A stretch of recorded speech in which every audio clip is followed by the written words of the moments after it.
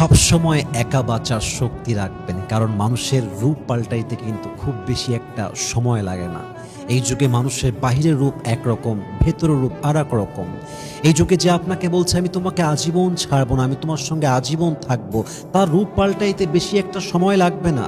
আজকে যার উপরে ভরসা করে পুরো জীবনটা তাকে সঁপে দিয়েছেন, সে আপনার আজীবন নাও থাকতে পারে।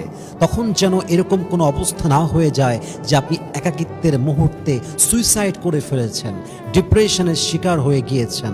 অতএব এই যুগে সুন্দর জীবন কাটাতে চাইলে একা বাঁচতে হয় কেমন করে, একা সারভাইভ করতে হয় কেমন করে, একা একা জীবনটাকে লিড করতে হয় কেমন করে, একা একা সুখী থাকা যায় কেমন করে, কারো উপরে ডিপেন্ডেবল না হয়ে নিজের জীবনে নিজেই ভালো থাকা যায় কেমন করে, এটা যে শিখতে পারে এই যুগে, তার মতো সুখী মানুষ সেকেন্ড আর কেউ হতে পারে না। ঠিক কিনা বলেন সবাই আপনারা?